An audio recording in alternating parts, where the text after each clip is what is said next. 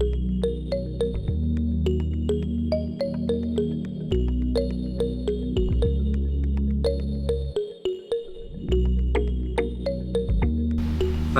halo Rimbun Muda 2023, welcome to Pelestari, podcast Pelestari bersama dengan aku, Michael Milo Valentino. Nah, sesuai dengan judul Pelestari pada hari ini yaitu Get to Know About PKM, kita di sini udah kedatangan tamu yang sangat spesial, yaitu Ketua PKM Corner Fakultas Kehutanan. Halo Mbak, selamat siang. Halo, selamat siang Vino. Oke, mungkin boleh perkenalan langsung nih ke teman-teman Rimbun Muda, Mbak. Oke, selamat siang teman-teman Rimbawan Muda semuanya. Perkenalkan, namaku Citra Kartini Ajeng Permatasari sebagai Ketua PKM Corner Fakultas Kehutanan UGM untuk periode tahun 2023. Oke, terima kasih Mbak. Mungkin kita langsung aja nih get to know about PKM. Nah, mungkin teman-teman Rimbun Muda nih baru pertama kali dengar ya apa itu tentang PKM. Nah, mungkin aku mau nanya nih Mbak mengenai PKM, mulai dari PKM Corner itu sendiri maupun juga aku juga sempat dengar-dengar nih tentang PIMNAS. Nah, mungkin boleh nih dijelasin apa itu PKM Corner sama PIMNAS itu apa? Oke, mungkin di sini juga teman-teman bisa dibilang sebagai maba gitu ya, mahasiswa baru. Mungkin juga masih asing dengan istilah PKM sebenarnya itu apa gitu. Jadi PKM atau kepanjangan dari program kreativitas mahasiswa itu merupakan salah satu event program di bawah naungan Direktorat Pengembangan Pembelajaran dan Kemahasiswaan gitu ya, atau Belmawa seperti itu, dimana bidang ini itu bisa dibilang kalau teman-teman SMA itu semacam OSN ya, tetapi ini memang ruang lingkupnya itu di tingkat perguruan tinggi, di tingkat universitas, baik itu di tingkat swasta ataupun di tingkat negeri. Nah, dimana dari bidang PKM ini sendiri tentunya tujuan diadakannya itu untuk mewadahi dan memberi ruang buat teman-teman semua. Nantinya untuk apa? Yaitu sebagai bekal gimana sih cara mengembangkan skill, kemudian ide kreatif dan inovatif dari teman-teman mahasiswa di sini. Dan tentunya yang perlu teman-teman ketahui di sini dari PKM itu sendiri nggak hanya satu bidang, mirip seperti yang aku sampaikan kayak OSN. Iya, OSN. Tapi kalau PKM ini nanti ada 8 bidang gitu ya. Bidang-bidang ini pun bisa teman-teman pilih sesuai dengan apa sih sebenarnya yang ingin teman-teman kembangkan gitu. Nah, bidang-bidang ini, Vino, ada 8. Yang pertama itu ada riset eksakta, atau mungkin teman-teman tahu semacam penelitian di bidang saintek gitu. Kemudian yang kedua itu adalah PKM RSH atau riset sosial humaniora. Kalau tadi RE itu di bagian saintek, kalau sosial humaniora kayak namanya ya, berarti ya sosum. Kemudian yang ketiga itu ada PKM kewirausahaan, nanti teman-teman itu membuat kayak semacam produk outputnya.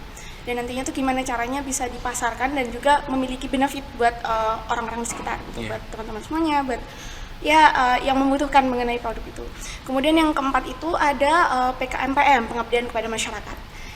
Jadi kita mengadaptasi dari apa sih sebenarnya permasalahan yang ada di sekitar kita, kemudian nantinya ide atau gagasan apa yang bisa kita ciptakan buat menyelesaikan permasalahan yang muncul itu.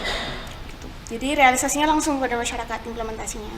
Bisa dibilang cosplay KKN ya. Iya, benar. Kemudian yang kelima itu ada penerapan iptek.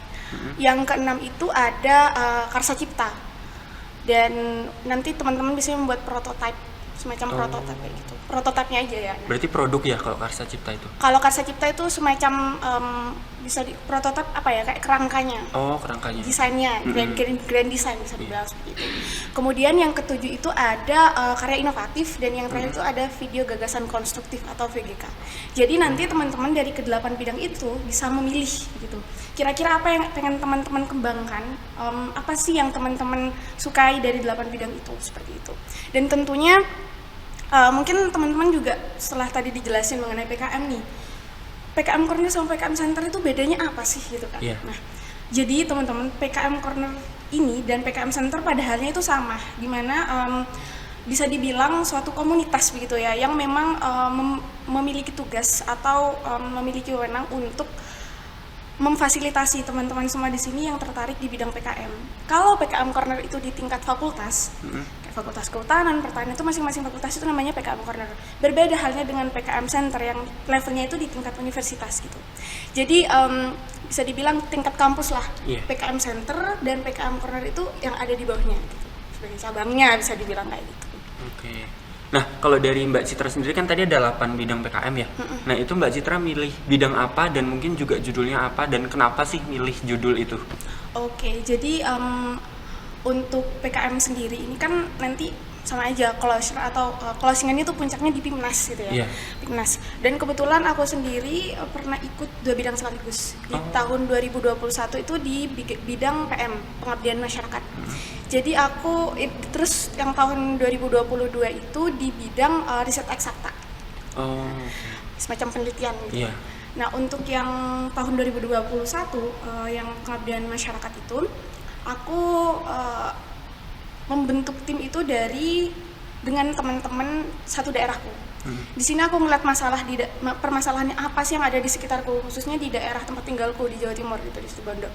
Karena memang waktu itu nggak ada rentang batasan ya. Kalau tahun ini tuh untuk PM sendiri kan kita bakal mencari mitranya itu adalah masyarakat yang mau kita ajak kerjasama gitu. Nah, kalau yang tahunku itu tahun 2021 aku sebenarnya mencari permasalahan mengenai air bersih yang ada di sana. Gitu. Air bersih yang ada di sana, kemudian aku menciptakan alat, dan alatnya itu nanti bisa mengubah air laut itu yang ada di sana menjadi air tawar. Nah, air tawar ini nantinya bisa dimanfaatkan oleh masyarakat di sekitar untuk kebutuhan sehari-hari, gitu, buat konsumsi. Nah, kemudian untuk yang tahun 2021 itu aku sampai PIMNAS. Dan untuk yang tahun 2022 hanya sampai di lolos pendanaan di Dikti gitu. Kalau yang tahun 2022 itu di bidang riset eksakta, aku buat penelitian tentang maduan agama. Gimana sih sebenarnya maduan agama itu sebenarnya bisa nggak sih menurunkan kolesterol yang memang saat ini penyakit itu emang hype gitu ya, yang ada di masyarakat trennya gitu. Jadi ya itu sih. Dan kalau yang tahun 2021 itu aku timnya dari teman-teman satu daerah dengan beda prodi dan beda angkatan. Tapi kalau tahun 2022 kemarin itu dengan teman-teman satu prodi dari Fakultas Kehutanan juga.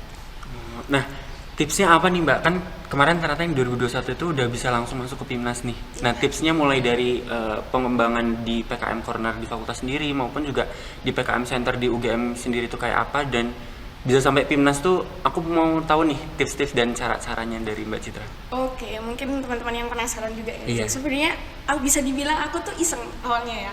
Iseng, pengen nyoba aja gitu. Maba kan masih apa sih PKM ini gitu kan. Kebetulan juga udah lagi masa COVID-19 waktu itu juga. Jadi apa salahnya nyoba gitu.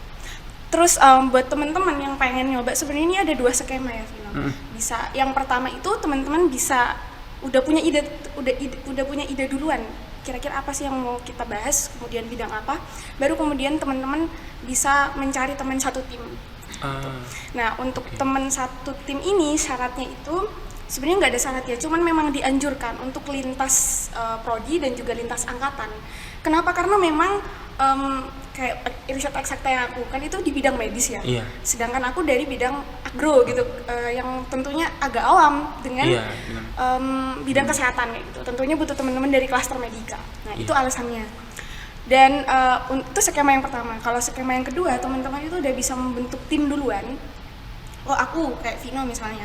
Vino aku pengen nih kita ikut PKM, kita bentuk tim dulu kalau kayak gitu. Habis itu baru kita mencari topik kira-kira apa yang mau kita angkat, baru setelah itu kita konsultasikan dengan DPR gitu. Dosen pembimbingnya gitu. Terus nanti tahapannya emang agak panjang ya, setelah nanti penyusunan proposal, kemudian juga nanti akan ada seleksi menuju ke PIMNASnya. Seleksinya itu biasanya nanti atau monitoring evaluasi. Teman-teman bakal ngisi logbook, bakal ngisi laporan kemajuan dan absensi perharinya. Itu ada web simbol mawanya kayak gitu. Dan nanti bakal ditentuin dari situ kira-kira layak nggak buat ke PIMNAS. Nah, PIMNASnya ini nanti teman-teman biasanya univnya itu, kalau tahunku itu kemarin di USU, Universitas Sumatera Utara di Medan. Nah, biasanya tiap tahun itu beda-beda gitu pelaksanaan PIMNASnya.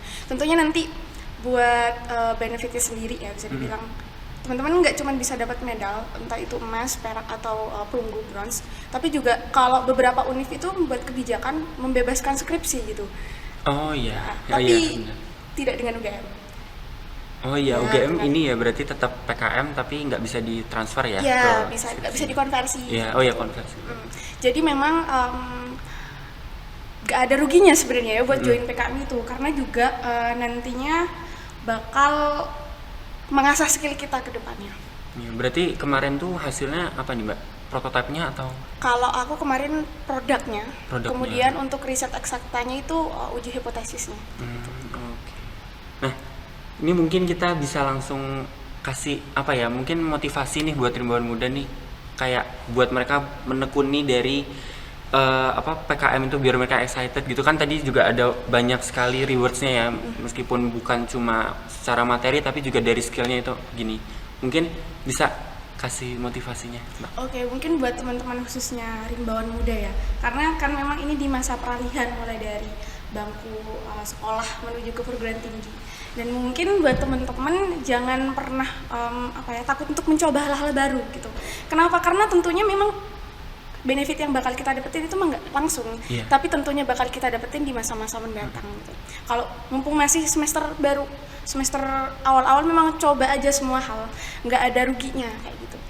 Intinya jangan terus mencoba, jangan takut untuk gagal untuk mencoba hal apapun itu. Oke, bener banget nih Mbak. Mungkin tadi pengetahuan tentang PKM itu sangat luas banget, dan tentunya juga teman-teman bisa termotivasi ya buat ngikutin PKM ini. Dan mungkin muncul juga ya benih-benih dari teman-teman yang udah melihat video ini maupun mendengarkan podcast ini untuk nantinya masuk di PKM waktu jadi rimbawan muda gitu. Mungkin itu aja Mbak, terima kasih udah bisa datang di podcast kita kali ini, berbagi ilmu dengan rimbawan-rimbawan muda. Sekian dan terima kasih. See you on the next Pod Lestari. Dadah.